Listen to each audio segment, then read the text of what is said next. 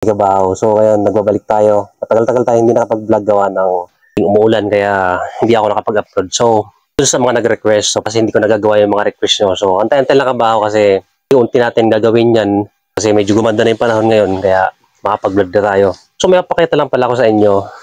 Kung makikita sa screen, ayan. So basahin nyo na lang Kabaho kung ano yung comment niya, di ba?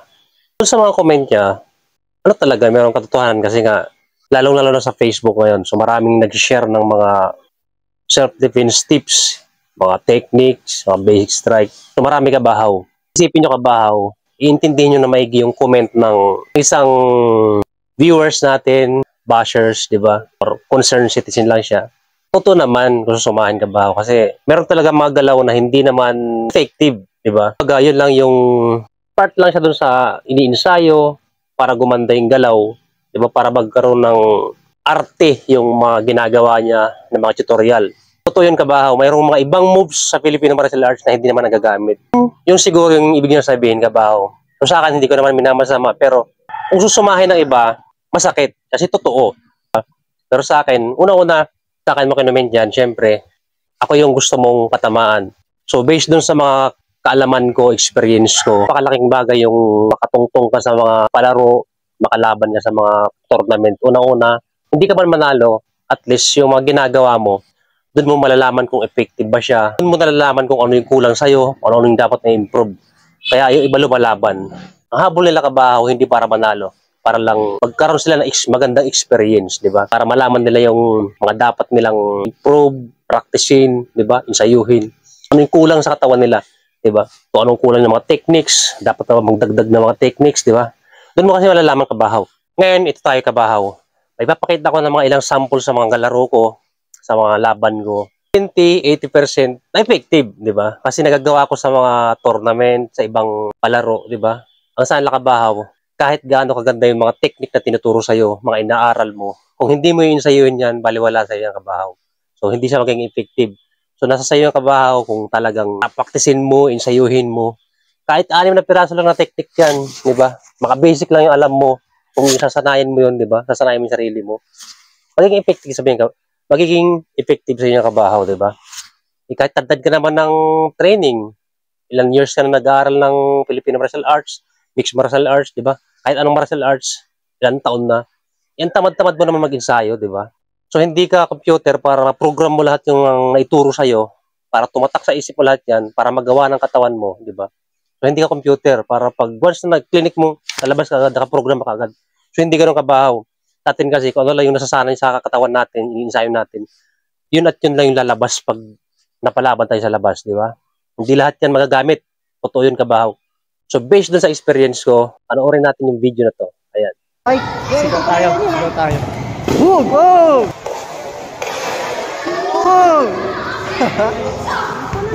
So ayan, kung napanood nyo Kabahaw.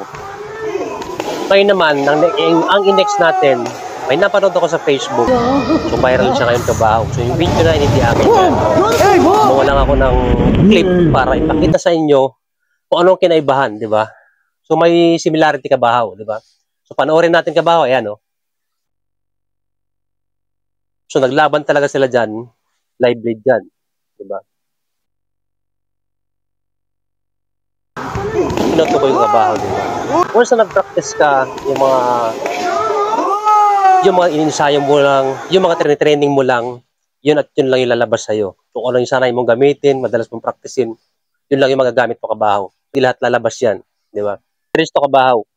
So galing dito, ayan, 1, 2, 3, 4. So kung bibilangin mo, 1, 2, 3, 4, 5, 6, 7, 8. So 8 step siya Kabahaw, 8. So dito sa stress na to, meron siyang 8 step, di ba? So 8 yung pupuntahan mo Kabahaw. Pwede kang pumunta rito, sa gitna, dito, side step ka, so atras ka, so atras ka. Step ka rito, ayan. Step ka rito, ayan. So step ka rito, ayan. Step ka rito, ayan. So, atras. Ayan. Atras. So, atras. So, ito yung pondo natin sa gitna. So, doon sa advance, sa bahaw, sa basic kasi naiiwan yung sampaa. Ayan. So, doon sa advance kasi, sumusunod na yan. Ayan. Pag humakbang ka rito, sumusunod na yan. Diba? Hakbang ka rito, sumusunod na yan. Aside ka, sumusunod yan. Diba? Ayan. Ayan. Ayan. Kaya nakadepensa ka. Pero yung galaw mo kabahaw, dapat mabilis din. So, hindi ka madidelay. So, pag atake niya, ayan. So, pag taga niya, so, abangan mo pagbuka ng kamay, di ba? So, pag strike niya, makikita mo naman yan eh. So, timingan mo. Napakahalaga ng timing kabahaw kasi dito pumapasok yung mga ano natin. Kailangan marunong ka tumiming, lagay mo yung distansya mo. So, pagbuka ng kamay niya, depende yan sa atake ng kalaban mo. Kung diagonal yan, ayan. Kasi kalimitan ito yung atake. Pag ganyan. So, kaya pag ganyan yung atake, punta ka ron, punta ka rito. Diba? So, pag atake niya, hakbang ka na malaki, so, hagip na yung kamay niya kabahaw. So, pag dikitan naman, di ba, pwede mo siyang parihin, ayan, iumang mo lang to kabahaw, kanyan. Pag dikitan, iumang mo lang to, ayan, oh. Pwede, di ba? So, iumang mo, sungkit, yan. Sungkit mo siya. Ayan. Diba? So, ulit, number 1. Ayan. Ulit, number 1. Atras. Pull. So, ayan.